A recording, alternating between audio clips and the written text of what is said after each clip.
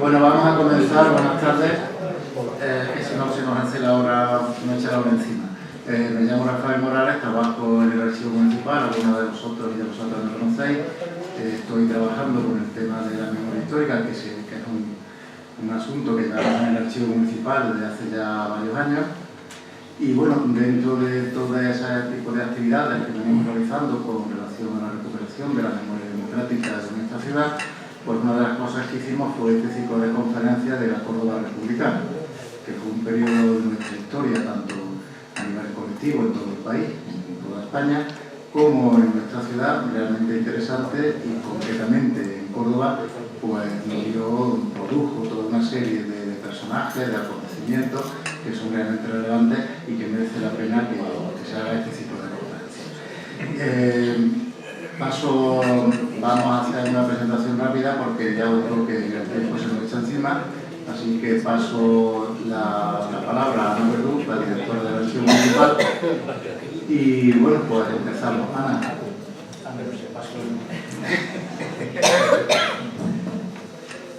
Buenas tardes. Pues como ha dicho mi compañero Rafael Morales, que es el responsable de todo lo que es el programa de memoria histórica que venimos desarrollando en el Archivo Municipal desde hace varios años y que afortunadamente ha tenido pues frutos después de mucho trabajo con el Muro de la Memoria, en colaboración por supuesto con foros memorialistas y por supuesto bebiendo de las fuentes de los estudiosos y investigadores del tema. Pues dentro de este programa de recuperación de memoria histórica y de recuperar, nunca mejor dicho, la memoria, porque parece mentira que en los libros de historia se le dé la importancia que se debe, no digo que no, a siglos pasados y pasemos, o se pase de puntilla o no se pase directamente por nuestra historia más cercana, pues en este afán de recuperación de memoria, en este afán de conocer a cordobeses de los que nos sentimos muy orgullosos, en este afán se programa, como digo, este ciclo de conferencias y hemos contado con él, pues hemos tenido la suerte de contar para ello con los máximos especialistas e investigadores de cada personaje y de este momento histórico de la Segunda República. Este es el caso de Manuel García Parodi, que hoy en la conferencia nos va a ilustrar de un personaje tan importante, el último alcalde republicano, Manuel Sánchez Aragón. Hablar del currículum de Manuel García Parodi nos llevaría toda la tarde, Manolo. Me vas a disculpar que dé simplemente una pincelada. Tú eres hiperconocido y su currículum es extensísimo, porque ha trabajado muy intensamente. Entonces, una pincelada y vamos a darle el tiempo a la conferencia.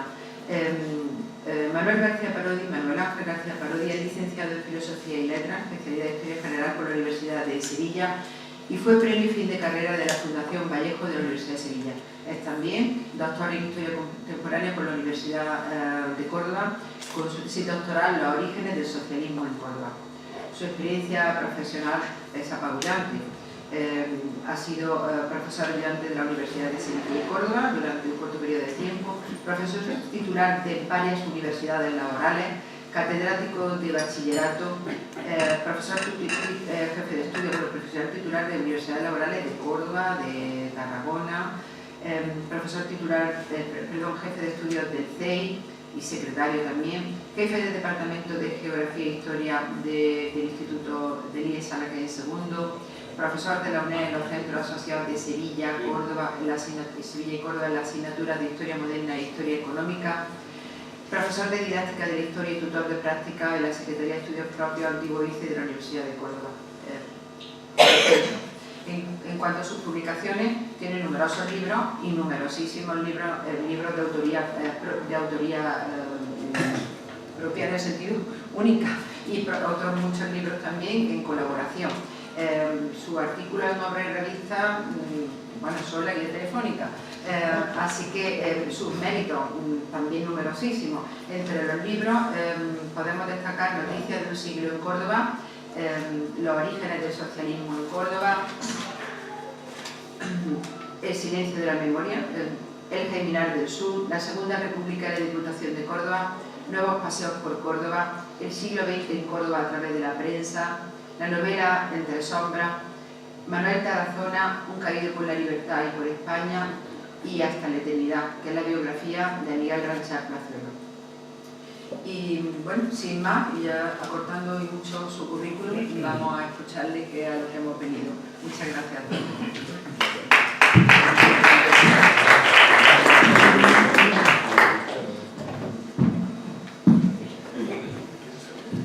Bueno, buenas tardes a todos ustedes. La verdad es que uno se siente muy satisfecho de encontrarse aquí en esta sala repleta de público, con lo cual mi primer agradecimiento es a todos ustedes. Salir de casa para encerrarse aquí y escuchar una disertación, en este caso la que voy a ofrecer, pues ya es digno de elogio. Y naturalmente pues tengo también que expresar mi agradecimiento al Archivo Municipal, de donde he sido usuario durante muchísimo tiempo y de vez en cuando todavía voy por allí, porque uno no se puede llamar historiador sin tener que acudir a los archivos.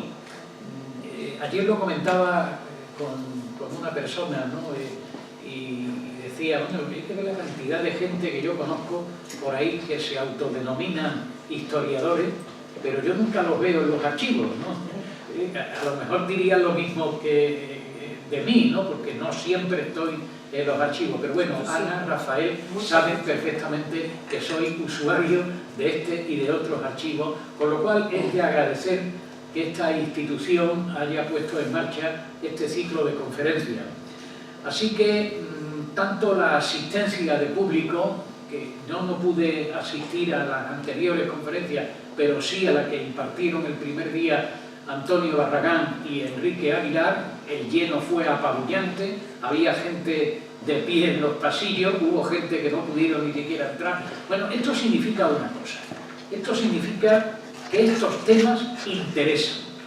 Hoy además, sobre este tema hay también otras actividades en Córdoba y en la provincia. Eso quiere decir que hablar de la República, que hablar de la guerra civil, que hablar de las consecuencias de todo lo que pasó en aquellos momentos cruciales del siglo XX en España y en Córdoba es algo que interesa. Esto no es la guerra del abuelito, como alguien ha dicho, de una manera bastante desafortunada. Esto es nuestro pasado, y es un pasado que hay que conocer para saber de dónde venimos y para conocer también muchas de las claves del mundo presente. Tal vez si conociéramos bien ese pasado nos ahorraríamos un montón de discusiones, que son discusiones hechas no por historiadores, sino que son discusiones hechas por aquellos que se denominan creadores de opinión, pero que yo más bien calificaría como deformadores de la opinión. Aquí todo el mundo habla de historia, ahora es actualidad recientísima lo del cambio del nombre de las calles, y a mí me dio verdadera vergüenza, me dio verdadera pena que se hiciera una crítica al trabajo de unos grandísimos historiadores, que, como son el caso de Antonio Barragán y Paco Acosta, que desinteresadamente trabajaron en ¿En el archivo también trabajaron? Sí, trabajaron en el archivo, efectivamente, en la fuente, y luego pues se han empezado a criticar personas que no han ido a un archivo, personas que no conocen esto y que se autodenominan creadores de opinión. Pero en fin, no estamos hoy para hablar de estos temas, sino que estamos para hacer glosar la figura de un personaje importante en la historia de Córdoba del siglo XX, como fue el último alcalde republicano, Manuel Sánchez Badajoz. Y me van a permitir que les cuente cómo llegué a la figura de Manuel Sánchez Badajoz.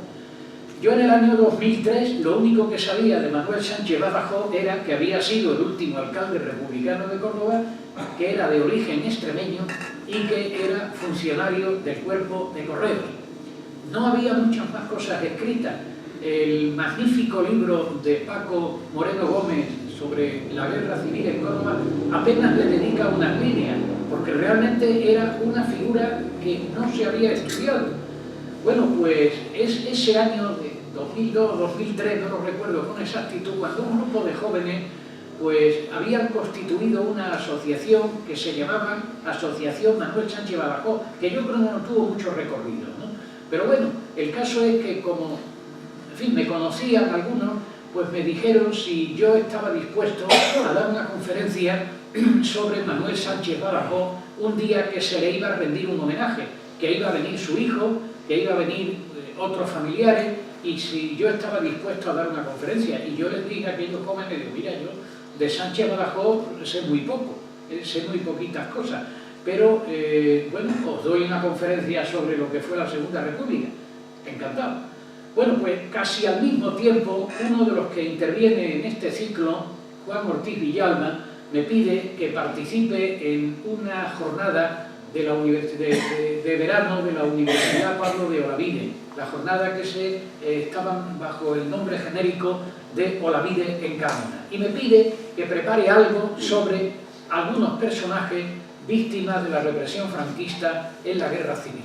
Y yo le dije a Juan, digo, Juan, no, yo me he quedado en mis investigaciones, de archivo en 1931, aún no me he metido en los años siguientes. Y dice, bueno, pero en fin, de aquellos que tú sabes, ¿no? Pues a ver si me puedes preparar alguna cosa. Digo, venga, vale, para el mes de septiembre yo te prometo llevar una comunicación a aquella jornada. Bueno, pues esto coincide con la invitación que me hace aquella asociación de Manuel Sánchez Badajoz. Yo doy mi conferencia sobre la Segunda República en Córdoba, y cuando terminó la conferencia fuimos a tomar una cerveza, varios de los que estuvimos en aquel acontecimiento, y allí fue donde conocí a Francisco Sánchez Badajoz Cano, Sánchez Badajoz Santa Cruz. Francisco Sánchez Badajoz Santa Cruz era el hijo de Manuel Sánchez Badajoz. Tenía casi 90 años en aquel momento y se puso a hablarme, empezó a contarme cosas y me dejó verdaderamente anonadado. Primero de mi ignorancia, ¿no? De que no supiera yo todo lo que tendría que haber sabido de Manuel Sánchez Badajoz, pero incluso también de sus propias peripecias vitales. Digo, bueno, pues ya tengo resuelto mi compromiso con Juan Ortiz, ya tengo tema para esa comunicación. Bien, a continuación, le digo, bueno, este hombre me había dado unas pinceladas de su padre, pero el historiador hace bien en utilizar la memoria oral, pero no vale solo la memoria oral, que a veces no es objetiva. Vamos a ir a las fuentes reales. Entonces, si este señor ha sido alcalde de Córdoba, vamos a ver a través de las actas capitulares, a través de la prensa, cuál fue su gestión como alcalde de Córdoba. Y entonces me encontré con alguna sorpresa verdaderamente alucinante. Manuel Sánchez Badajoz estuvo de alcalde de marzo a julio, y del mes de marzo a julio hizo cosas que hoy nos asombran. Asombra que tuviera tanta capacidad de gestión como la que él manifestó. Bueno, pues ya con eso, por lo menos, que mi presencia en aquella jornada de la Pablo de Olavide lo tenía resuelto. Pero claro, ahí entra ya la curiosidad del historiador. Digo, yo tengo que saber más de este hombre. Bueno, me voy a Brozas, que este hombre había sido también alcalde de Brozas. Es un caso, yo creo que de los pocos que ha habido en la historia de España, que ha sido alcalde de dos poblaciones en momentos distintos, además dos poblaciones separadas por unos 400 kilómetros, como es la distancia que hay entre el municipio cacereño de Brozas y el de Córdoba. Bueno, me voy a Brozas, trabajo allí también sobre actas capitulares, me voy al archivo provincial de Cáceres, donde había una importante documentación de Manuel Sánchez Badajoz, me voy al archivo del Cuerpo de Correo, este hombre había sido funcionario de Correo, consulto prensa de la época, bueno, y lo que en un principio iba a ser esa típica comunicación de unas 15 o 20 páginas, empieza a engordar, y fue entonces cuando pedí la ayuda del Foro Ciudadano de Recuperación de la Memoria Histórica de Córdoba, que en ese momento dirigía la hoy teniente alcalde María del Mar Tellez, y ellos apostaron por publicar este libro al que le di el título del Silencio de la Memoria. Esta es la biografía de Manuel Sánchez Badajoz. No digo la definitiva, porque nunca hay nada definitivo, pueden aparecer más cosas sobre él, pero desde luego tengo la conciencia de haber trabajado sobre todas las fuentes que nos podían dar la máxima información de este importante personaje de la historia de Córdoba, aunque, ya digo, su mandato como alcalde fuera tan efectivo. Bien, ¿quién era Manuel Sánchez Badajoz? Manuel Sánchez Badajoz era miembro de una familia acomodada de Extremadura, de la provincia de Cáceres. Él nació en Alcántara el 21 de agosto de 1892, su padre, Eduardo Sánchez Badajoz Blanco. Sánchez Badajoz era un apellido compuesto, ¿no? Lo cual indica que había cierto pedigrí, ¿no?, familiar entre ellos. Ahí tienen ustedes la fotografía que su familia le dio de su padre, que lleva hasta una condecoración en el pecho, lo cual significa que era un hombre, diríamos, de cierta relevancia. Ellos eran de Alcántara, la ciudad del famoso puente, ¿no?, del famoso puente romano, la ciudad de la encomienda también de la Orden de Calatrava. Y el padre, Eduardo Sánchez Badajoz Blanco, casa con doña Demetria Cano y García de la Rasilla, que era maestra. Esto fue fundamental para Manuel Sánchez Badajoz. Primero, que pertenecían a una familia acomodada en un momento en que las condiciones de vida en el medio rural español, en la provincia de Cáceres como en Córdoba, eran tremendas, eran muy difíciles. Sin embargo, como esta era una familia acomodada, por lo menos no pasó el hambre, la miseria, que era lo habitual en más del 70% de las familias de campesinos que había en el mediodía de España. Por consiguiente, además de la solvencia económica que tenía la familia, también se daba esa otra circunstancia de que la madre fuera maestra, con lo cual Manuel y su hermano Gregorio cursaron estudios, incluso estuvieron internos, ¿no?, en un colegio que había en Villafranca de los Barros, ¿no? De modo que al terminar sus estudios, yo no sé el nivel a donde llegaron, la familia no tenía constancia ni hay documentación, ¿no?, que nos permitan saber hasta qué grado alcanzó, pero tenían una formación, diríamos, bastante amplia, que les permitió optar a unas oposiciones, Manuel al cuerpo de correo y Gregorio al cuerpo de aduanas. Gracias a la documentación que se conserva en el archivo de correo, pues pude ver cómo fue todo el proceso de la oposición de Manuel Sánchez Badajoz, las calificaciones que tuvo, el tipo de examen a que fue sometido. Por ejemplo, se le exigía un nivel alto de francés, más luego los típicos conocimientos de cultura general y sobre todo de geografía, que para un funcionario de correo era fundamental, aparte también de todo el conocimiento de leyes, ¿no?, que cualquier funcionario requería. Bueno, pues esto hace que Manuel Sánchez Badajoz, en 1913, lo tenemos ya como oficial de quinta clase en el cuerpo de correo, siendo destinado a Cáceres y en agosto de 1936 a la localidad de Brozas, la ciudad del 16. La localidad de Brozas se encuentra muy cerca de Alcántara. Es una ruta que, si no la conocen ustedes, yo se la recomiendo, porque es la ruta de las cigüeñas, ¿no? Donde hay cantidad de nidos de cigüeñas en los campanarios, ¿no? En los postes telefónicos y demás que hay. Cuando él llega a Broza, pues empezó a mostrar una de las señas de identidad, de las características de su vida. Manuel Sánchez Badajoz fue un hombre emprendedor. Él no se limitó solo a estar en una estafeta de correos de un pueblo pequeñito, ¿no? Como era Broza, sino que entra en contacto con uno de los grandes propietarios de la comarca, Julián Colmenero.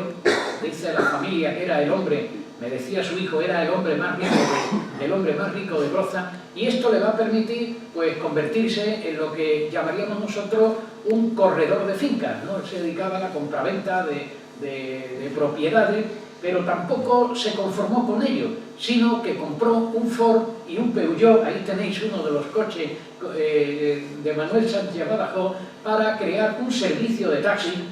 Estamos hablando de principios de los años 20, y al mismo tiempo también un taller de reparaciones de vehículos. Bueno, pues ese hombre, Manuel Sánchez Badajoz, pronto se convierte en un personaje admirado, ¿no? En la localidad de Broza, y es así como en 1917 casa con Carmen Santa Cruz, con la cual tiene dos hijos. Ahí tenéis esas típicas fotos, ¿no? de los matrimonios de principios del siglo XX.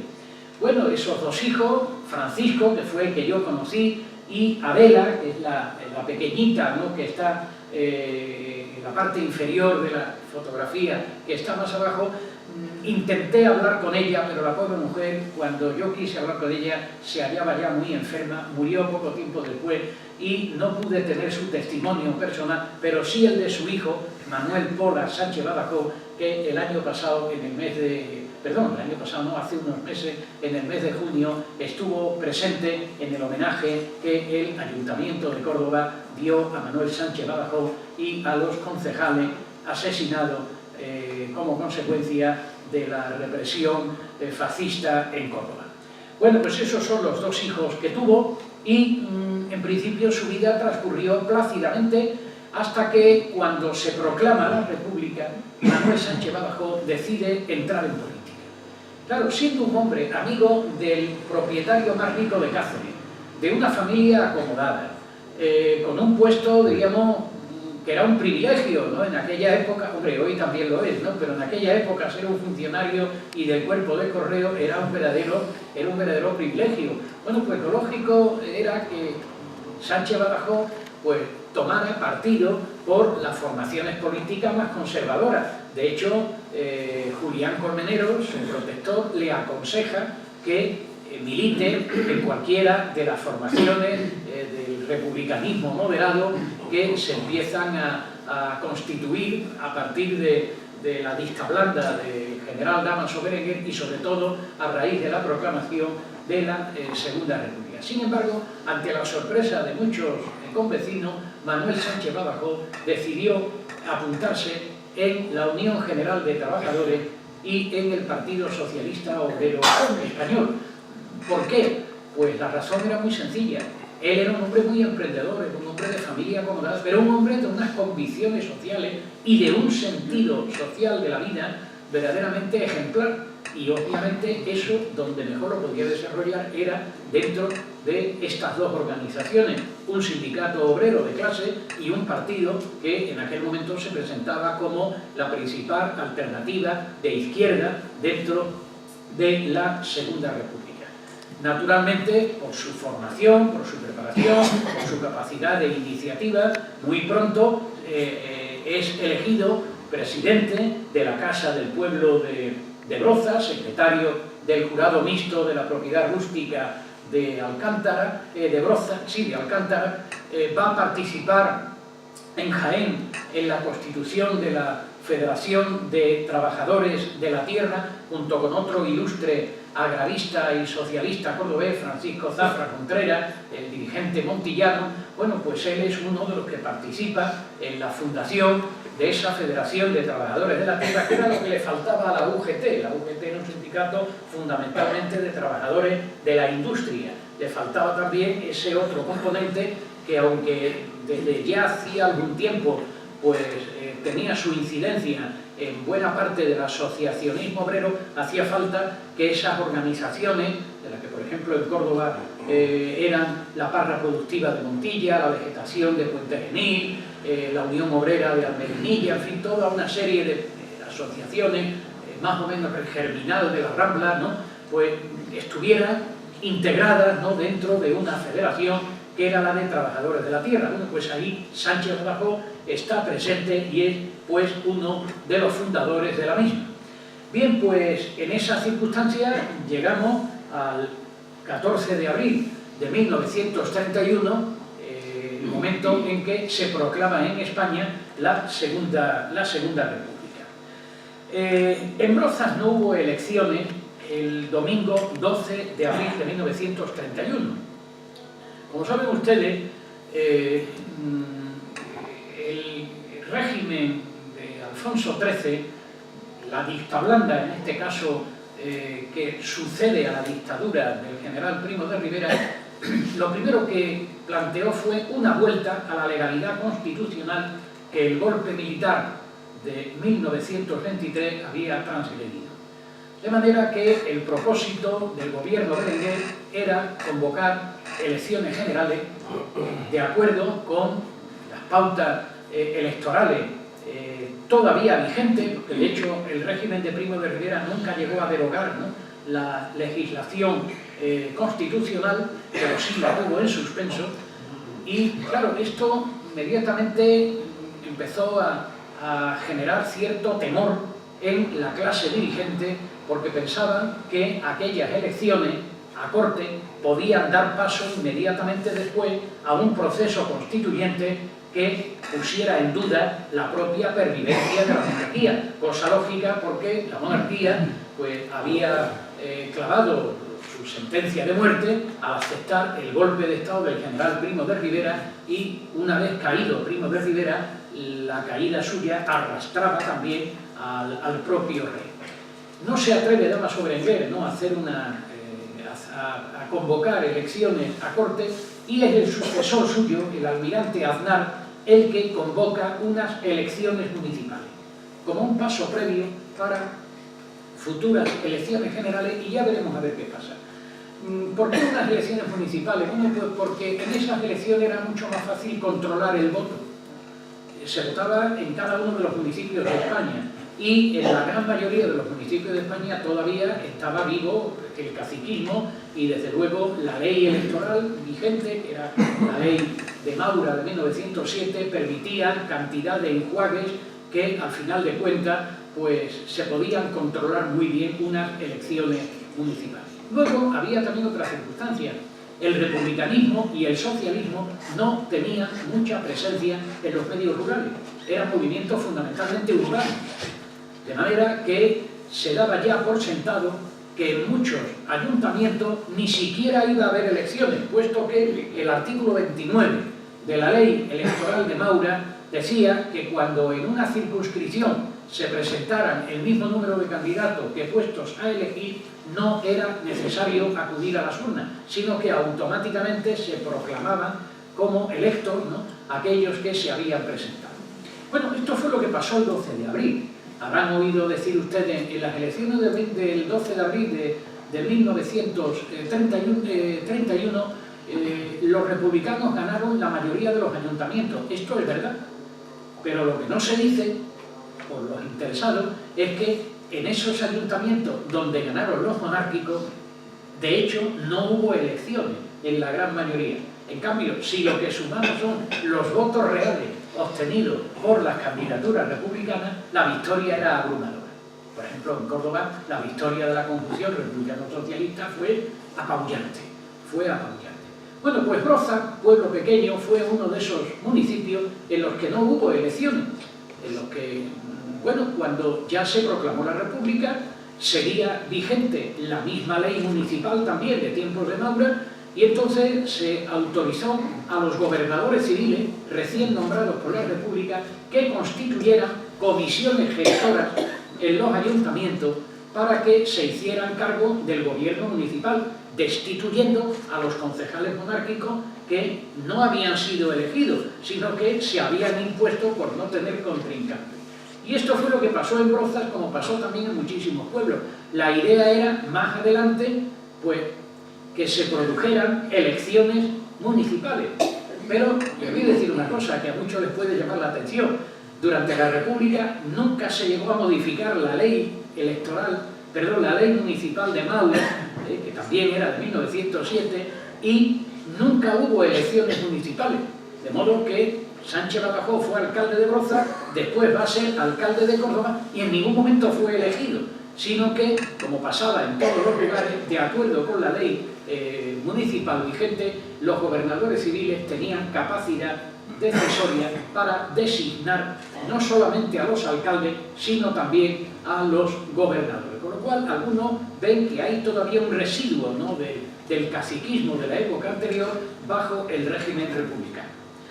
Después veremos lo que pasa en Córdoba, ¿no? Así se explica la cantidad de alcaldes, ¿no?, que hubo en Córdoba durante la Segunda República. El caso es que la comisión gestora de Brozas dio paso a un primer ayuntamiento republicano y como allí era mayoría el socialismo, pues ese ayuntamiento fue socialista. En principio Sánchez Badajoz fue concejal, pero a los pocos días, el 10 de diciembre de 1932, fue proclamado, el 12 de diciembre de 1932, fue proclamado alcalde. Como alcalde de Brozas, la gestión de Manuel Sánchez Badajoz se desarrolló entre 1932 y abril de 1934, salvo un paréntesis entre septiembre y noviembre de 1933 que por disputas internas dentro del socialismo cacereño él abandona momentáneamente el partido y también la alcaldía de Brozas. ¿Qué hizo Sánchez Badajoz como alcalde de Brozas? Bueno, voy a señalar algunas cosas porque nos da una clave de lo que luego él va a hacer como alcalde de Córdoba. Vamos a ver si esto avanza. Aquí está. En aquellos momentos, recién proclamada la República, en muchos lugares de España, el problema de la tierra, ¿no?, era el más candente de todos. Tanto es así que una de las primeras medidas del gobierno ya efectivo de la República fue poner en marcha un proyecto de ley de reforma agraria para cuyo desarrollo se constituyó una comisión en el seno de las Cortes que presidió un diputado cordobés, Juan Díaz del Moral, muchos de ustedes conocerán como el estudioso de los movimientos campesinos, y en donde hubo también ilustres socialistas cordobeses en esa ponencia de la reforma agraria, como el profesor Juan Morán Bayo, catedrático del Instituto General y Técnico de Córdoba, como el ya mencionado Francisco Zafra Contreras, y hasta Francisco Azorín estuvo algún tiempo también metido en la ponencia de la reforma agraria. Al final, tras largos debates, se aprobó la ley de reforma agraria, pero el desarrollo luego de la ley era de una enorme complejidad que hizo que los sectores más radicales del obrerismo, sobre todo los anarquistas, comunistas y los socialistas más radicales, empezaron a desconfiar de aquella reforma agraria. No veían que era tan rápido, ¿no?, el momento en que iban a dejar de ser unos braceros para convertirse en propietarios, bien a título individual o bien de forma colectiva. El caso es que la ley de reforma agraria generó una fuerte tensión en la República. Por una parte, los grandes terratenientes boicotearon el desarrollo de la ley, incluso hasta se creó un partido, el Partido Agrario, cuyo objetivo era practicar el filibusterismo parlamentario para que la ley pudiera seguir avanzando, ¿no?, en todo el proceso legislativo. Pero por otra parte también, como decíamos antes, los sectores más radicales del movimiento obrero